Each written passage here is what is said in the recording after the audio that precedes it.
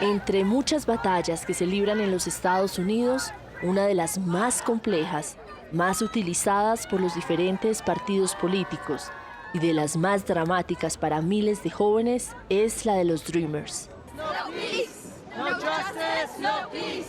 Los soñadores, como se traduce en español, son hoy más de 2 millones de indocumentados que llegaron a los Estados Unidos siendo tan solo unos niños o unas niñas. Me gusta la lima, me gusta el limón, pero no me gusta la deportación. Hoy viajamos a Phoenix, Arizona.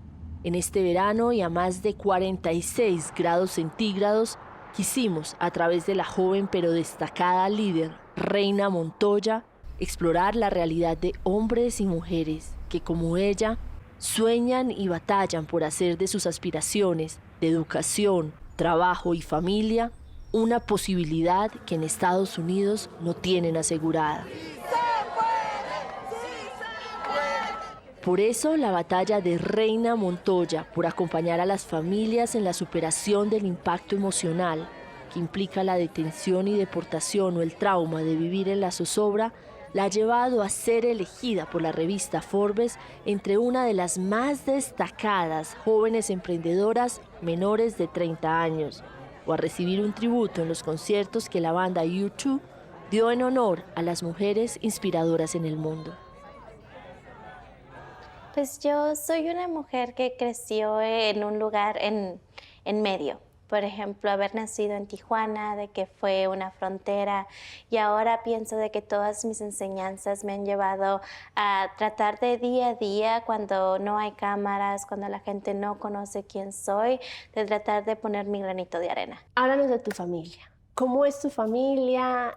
¿Cuál es la historia de migración de tu familia? ¿Quiénes eran en México y quiénes son hoy aquí en Estados Unidos? Yo siempre tuve el privilegio de tener un pasaporte o una visa, porque la vida fronteriza, vas a Estados Unidos a comprar leche, comprar alguna ropa, porque a veces es más barato. Y yo me acuerdo que siempre que cruzábamos la frontera, siempre nos tratábamos de vestir con nuestras mejores ropas, porque mis papás sabían de que era de la manera que no te iban a molestar.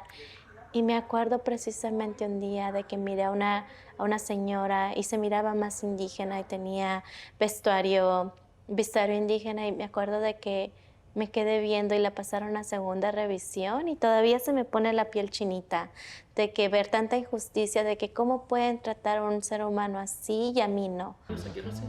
Reina, ¿y cómo pasas de ser una eventual visitante en los Estados Unidos a ser una indocumentada? Un día nada más llega mi mamá y me dice que vaya y recoja mi mochila, y en ese momento pues yo no sabía lo que estaba pasando, y fue la última vez que miré a mis amigos, que miré a mis maestros. Entonces para mí en ese momento la verdad me causó mucho coraje y me causó mucho dolor de que no me dieran ninguna explicación. Como cualquier niño, tú escuchas lo que está pasando, pero no puedes poner todas las piezas del rompecabezas juntas. ¿Qué estaba pasando, Reina? No sabía lo que básicamente estaba pasando, y no me enteré hasta muchos años después, cuando migramos, de que mi papá lo habían secuestrado, y las personas que estaban en el secuestro eran los policías. Tuve problemas en México, me secuestraron los mismos policías. Desde el mismo gobierno, la PGR, pedían rescates, quise denunciar, me volvieron a amenazar, entonces no podía hacer nada. Entonces decidí de la noche a la mañana agarrar las cosas e irme, porque me dio mucho miedo que le hicieran algo a mi familia, principalmente a mi hija que estaba muy chiquita, que es Reina, y a mi esposa. No me dieron ninguna explicación, solamente tenía que hacer lo que ellos decían. Agarré bien pocas de mis cosas, me acuerdo que agarré algunas pocas oraciones. En ese momento estaba haciendo danza, hacía ballet, tap y jazz, y pues ya no pude seguir bailando, porque pues todo era como más, hay que encontrar una casa, hay que encontrar un lugar seguro. ¿Cómo fue ese proceso de llegar a Estados Unidos, de instalarse? En México me enseñaron inglés, pero no sabía nada más sabía contar hasta el 10 y decir dónde está el baño, y ya era todo. Entonces me acuerdo que vinieron los vecinos, y ellos son ciudadanos americanos, anglosajones, y nos sacaron a la puerta, y pues mis papás me empujaron y yo fui la primera que habló con ellos. La traductora. Sí, porque dijeron, ahí fue promovida la traductora de la familia. Y yo, ¿qué hago? No sé, porque pensaban de que a lo mejor yo iba a poder hablar un poquito mejor. Y fue así como que me daba tanta pena, todavía hasta roja me ponía. Entonces, la primera noche que nos las pasamos, había una alfombra rosa y la alfombra rosa estaba en la sala y no teníamos ningún mueble más que cobijas, y ahí es cuando los 4 nos dormimos y dormimos juntos, y aunque no teníamos tanto, fue así como que como algo que, una memoria que siempre recuerdo, porque fue una de los recuerdos más lindos que tuve de mi niñez. ¿Qué pasaba por la cabeza de una niña de 10 años que es de alguna manera arrancada de su universo? En esos momentos así estaba así como con mucho coraje. ¿Por qué me hacen esto? Sí, porque me traen a otro lugar. Sentía de que en Tijuana era algo más cómodo, de que era algo que ya yo conocía, tenía muy buenas calificaciones, iba a danza, y luego llegué acá y era un completamente nuevo. Me metieron en una escuela pública. Ella sentía coraje y lo platicamos ya después con el tiempo, todo eso, y ella lo entendió. Pero en ese momento pues se frustró mucho por sus amistades, porque estaba bien en casa, por su escuela, por sacarla de donde nació. Llegas a vivir tu propia historia de migrante y empieza a salir una líder. Yo siempre he sido muy platicadora. De hecho, siempre se burlaban mis papás de mí porque me gusta mucho platicar y conocer a la gente. Y fue la primera vez que, como si hubiera sido una mariposa, me cortaron las alas. Y no podía hablar porque no sabía inglés. No podía hacer ni siquiera mi tarea. Entonces me iba a mi cuarto en esta casa y me iba y lloraba.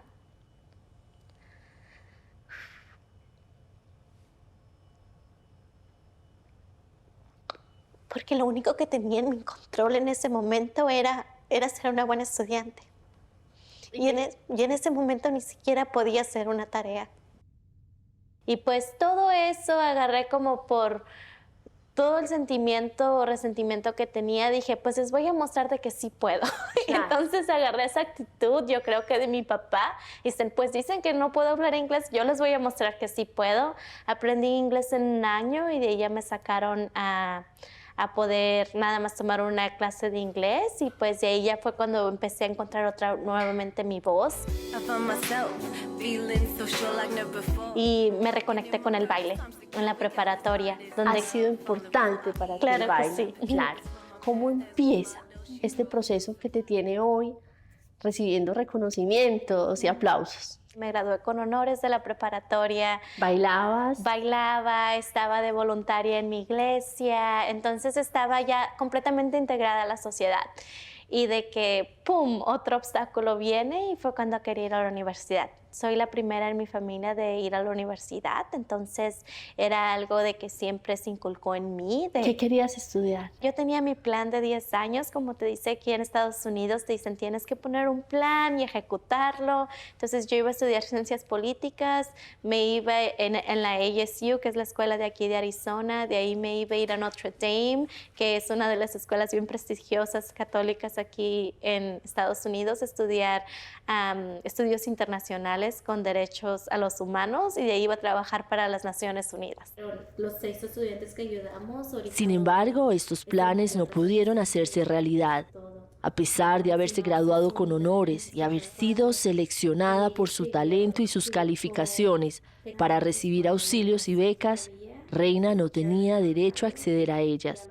La Proposición 300, promulgada por el estado de Arizona en el año 2006, señalaba que un hijo o una hija de inmigrantes indocumentados debería pagar 3 veces más que un norteamericano por acceder a la universidad y no podría beneficiarse de ningún auxilio o beca pública. Esto no detuvo ni a Reina ni a su familia. Si no fuera por la fuerza y la garra de mis papás, de que fueron a otras escuelas, mi papá fue a juntarse con una organización sin bienes de lucros, no conocía al director, y él con toda autoridad llegó, quería hablar con el director y terminó hablando con el director, no sé cómo, y pues ellos ofrecían becas privadas, y fue de la manera que pude ir a la escuela. ¿Y qué estudiaste entonces? Terminé estudiando 2 licenciaturas, una en ciencias políticas, que se cumplió. Magnífico. La otra en estudios transfronterizos, con un énfasis en la póliza de inmigración y economía, y una carrera técnica en danza. La historia familiar y personal y el destacado proceso educativo de Reina la transformaron poco a poco en una líder en su comunidad, una movilizadora en su estado y en una voz que se escuchó y se escucha en todo el territorio nacional.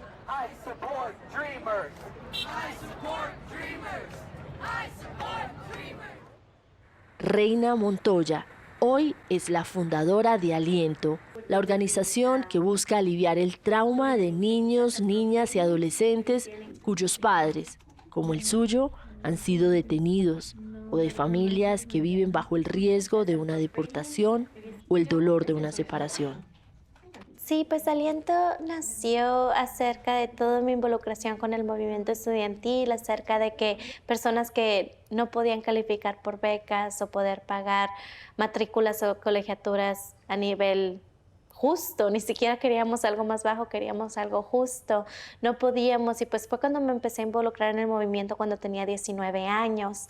Y lo que miré muy bien, que en ese momento no podía articular, es de que había como mucha fuerza para luchar contra la injusticia, pero había bien poquito apoyo para las personas emocionalmente. De que cuando te dicen nombres como ilegal o cuando te tratan y te quitan tu dignidad, algo le pasa al espíritu humano. Y por más fuerte que tú seas, es imposible no aquebrantarte a ello. Y en ese momento, como te digo, no lo podía articular y fue cuando lo miré más visible, cuando mi papá estuvo detenido. Háblame de ese capítulo. A mi papá lo detuvieron en el 2012, después de que ganamos DACA y unos meses después de que yo me gradué de la universidad. Cuéntale a nuestra audiencia qué es DACA. Sí, DACA es un programa ejecutivo que fue firmado por el presidente Obama, de que dice de que si tú viniste a los Estados Unidos como joven, calificas todos esos requisitos, puedes peticionar para un permiso de trabajo, donde te puedes trabajar, te dan un seguro social, pero no puedes salir del país. Entonces, y no puedes aplicar para tu residencia o alguna vez serte ciudadano por eso, pero lo puedes renovar cada 2 años. Entonces ustedes habían ganado DACA y detienen a tu papá. Sí. Llegan a la casa, es una redada, ¿qué sucede? Pues mi papá estaba en un viaje de trabajos, hace construcción y él es electricista, entonces después fue a un viaje a Puerto Rico porque uno de sus contratistas tenía un proyecto allá. Y de regreso le preguntaron si era ciudadano americano, dijo la verdad, fue cuando lo corrieron por el sistema y fue cuando lo detuvieron. ¿Cuánto tiempo estuvo detenido tu papá? Casi 9 meses. ¿Qué sucedió en ti, en tu cabeza, en tu corazón? ¿Qué pasó? Me llega una llamada y me dicen lo que había pasado, de que mi papá había sido detenido y pues todo mi cuerpo se paralizó y pues lo primero, como ya tenía mi mente de organizadora, empecé, ¿cómo podemos agarrar un abogado? Como todo así como la checklist que se dice en inglés. Ya tenía toda la lista de qué hacer, pero no sabía cómo procesar emocionalmente. En esos momentos yo me volví frágil. Sentía que todo estaba pasando muy rápido y quien siempre mantuvo la fortaleza fue Reina. Creo que nunca había visto a mi mamá tan, ¿cuál es la palabra? Tan débil. Nunca la había visto tan decaída. Quien siempre estuvo sacando todo adelante fue Reina. Desde apoyarme y en un momento yo me di cuenta de que ella estaba jugando el papel de la mamá. Fue algo muy, muy difícil porque en ese momento no tenía DACA todavía, era nuevo, entonces no podía ir a Puerto Rico, no lo pudimos ver. Entonces nuestro contacto con mi papá fue 15 minutos en el teléfono y era básicamente asegurarnos de que tuviera un abogado, de que estuviéramos hablando de todo lo legal, pero era muy, muy difícil tener esa conexión y fue cuando realmente sentí yo de que tenía que hacer algo y pues fue cuando me pude refugiar en la danza. Yo siempre he dicho, cuando sea grande quiero ser como mi hija. Mi hija para mí es un ser realmente lleno de luz, inteligente, valiosa. Y nos hemos tomado de la mano para seguir aprendiendo. Después que Reina lograra con su pasión y su juventud, con su capacidad movilizadora la liberación de su padre, siguió a su manera trabajando por y en favor de las familias migrantes. 3 años después, consiguió con la beca Soros Justice la posibilidad para a través de aliento impulsar la sanación a través del arte. Según la revista Forbes, Aliento ha beneficiado a la fecha a más de 6.5 millones de migrantes indocumentados. Y hoy Aliento trabaja en 3 frentes. Cuéntanos esos 3 frentes en los que están trabajando. Sí, pues empezamos con el arte y sanación, que es un frente donde tenemos programas, donde hacemos talleres para que todas las familias vengan los sábados, desde chiquititos hasta 7, hasta señores grandes, para que puedan procesar por medio de arte y llevarse herramientas, de que en momentos de ansiedad o estrés puedan procesar ya sea sus sentimientos, porque a veces uno los deja al lado y dice, ay, los sentimientos no importan, pero te afectan mucho emocionalmente a lo que puedes hacer. Y la salud, todo eso se somatiza. Entonces tienes el trabajo con el arte, en el que involucras y convocas a toda la familia. El segundo. El segundo es un programa de liderazgo. Entonces, el año pasado hicimos un piloto donde invertimos en jóvenes. Tuvimos 6, 3 de la preparatoria, 2 de colegios y 1 de la universidad, donde les dimos una pequeña ayuda económicamente para que ellos pudieran tener herramientas de liderazgo. Muchas veces las personas indocumentadas o que viven en familias mixtas vienen de recursos bajos, entonces es muy difícil para ellos escoger entre un trabajo o superarse o desarrollar su liderazgo, y queríamos que eliminar esa barrera. Y el tercer ramo viene siendo cómo podemos ayudar a personas que a lo mejor tienen muy buenas intenciones, son anglosajones, norteamericanos o de la comunidad, de otras comunidades que no son inmigrantes y que quieren ayudar pero no saben cómo. Entonces nosotros los enseñamos, damos talleres donde les damos algunos tips de cómo ayudar a la gente indocumentada, de realmente ser un aliado, de vez de querer salvarnos, de decir, no, de hecho, tú también eres humano, y cómo podemos cambiar los sistemas o las pólizas que están afectando a personas indocumentadas. Trabajar en equipo. Claro que sí. Hoy, en esta segunda ola de migración, ¿cuál es el mayor aporte que le hacen ustedes, los jóvenes latinoamericanos, a Estados Unidos? ¿Cómo lo definirías tú?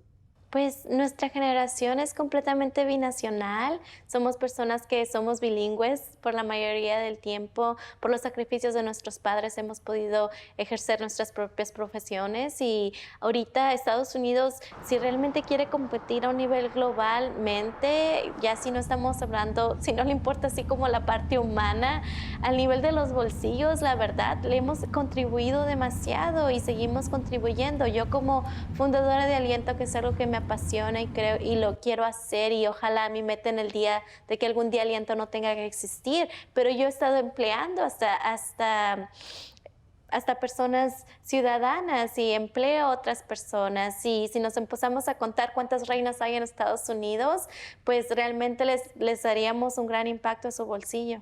Reina, ¿cuál es tu situación hoy migratoria aquí en Estados Unidos? Pues ahorita estoy protegida por el programa de DACA, pero está como en limbo porque está yéndose enfrente de la Suprema Corte de Justicia. Te voy a interrumpir para recordarle a nuestra audiencia, DACA es este programa que te permite tener un permiso de trabajo, pero no te permite salir del país. Sí, no puedes salir del país y te protege de deportación. Pero no puedes aspirar a la residencia. No tiene camino a residencia o ciudadanía. Entonces tienes que renovarlo cada 2 años. ¿Por cuánto tiempo? Por 2 años. Y después, o sea, toda la vida. Pero ahorita pues puede cambiar mucho, porque si la Suprema Corte de Justicia decidiera decir de que ya se va a acabar el programa por completo, como lo quiere la administración de Trump, podría de que ya no pueda renovar, entonces sería mi última renovación. Precisamente por los días que visitamos a Reina, la encontramos en plena organización de un evento comunitario. Pinturas y esculturas realizadas por inmigrantes, documentados e indocumentados, expresando lo que significa haber dejado su patria e integrar una nueva, fueron expuestos. Centroamericanos, mexicanos y otros latinos, junto a norteamericanos que apoyan y valoran la presencia de los inmigrantes, rindieron homenaje, también con danza y poesía, a estos hombres y mujeres que atraviesan desiertos y ríos, que arriesgan mucho, dejan lo poco que tienen y sacrifican todo por buscar un mejor futuro para sus madres, sus hijos o sus hijas.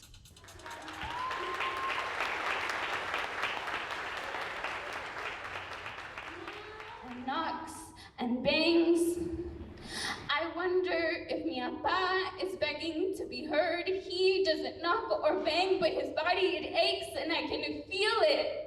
María del Carmen cruzó con mi hermano y yo. I inherited her strength, the ability to withhold beyond the body itself. She held me the whole way through 1,547 miles with the weight of two bodies upon her, pushing and pushing and pushing, not allowing one single breath to be taken.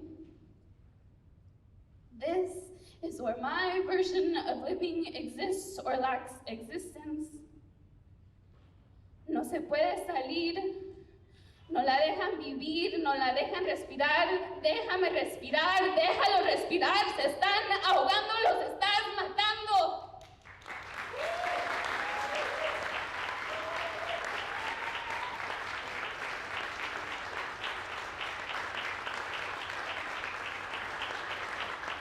Reina, hoy, ¿cuál es el mayor desafío para los indocumentados? Más de 10 millones de indocumentados en Estados Unidos. Creo que lo más difícil es el aislamiento y la guerra psicológica, porque Vivir con miedo. Vivir con miedo es algo horrible, y de que cómo puedes asegurarte de decirte que no estás solo. Tú dices los números, pero cuando hablamos con familias, ellos se sienten que son los únicos que están pasando por eso. If you can close your eyes, and if you're okay with holding someone else's hand. Ya tienes todos los miedos de que te van a agarrar, te van a deportar, qué va a pasar con tus hijos, qué va a pasar con tus cosas, qué va a pasar con toda tu vida que has creado, qué es lo que va a pasar cuando llegues a ese país que ya no conoces. Es súper difícil poder sobresalir o poder no afectar tu salud mental y física. Si hoy te tuvieras que sentar frente al presidente Donald Trump, que muchos dicen hay grandes probabilidades de que vaya a ser reelegido, y tuvieras 3 minutos, ¿qué le dirías? ¿Qué es lo que gana con hacer que la gente tenga miedo? ¿Y qué le pasó en su vida para que realmente esté dejando que otras personas en su gabinete y en su liderazgo funden tanto miedo y pánico en seres humanos? ¿Qué le dirías frente al muro por el que está batallando con tanta determinación? Que es subjetivo. Sabemos que es algo simbólico. Y si realmente piensa de que yo como humana no merezco tener una vida digna y una vida donde podamos trabajar y superarnos. Y si él te dice sí, pero tenla en tu país, es el argumento que él de alguna manera defiende, ¿tú qué le dirías? En ese momento, si me dice algo, la verdad le diría que si pudiera orar por él. Yo sé que lo que está en mi corazón, yo sé lo que está en el corazón de mi familia y de las personas con que he trabajado, y la verdad, de vez de miedo, me da lástima. Yo creo, como tú dices, no todos los seres humanos son completamente buenos, completamente malos. No hay seres humanos de un lado o del otro. Y hay muchos norteamericanos que rechazan a los inmigrantes, que quizás apoyan las políticas del presidente Donald Trump, no porque sean malos o inhumanos, sino porque tienen miedo. ¿Tú qué les dirías a ellos? Yo les diría que se toquen su corazón y de que realmente se sientan a hablar con una persona inmigrante. Yo he conocido muchas de esas personas de que realmente yo soy la primera persona que ellos conocen que es indocumentada o de que tiene DACA. Y ellos ya han puesto sus historias en su mente por lo que miran a veces de las palabras del presidente, pero no se ponen a pensar del otro lado de la moneda. Entonces yo lo que les diría es de que si tú fueras yo, ¿qué es lo que harías?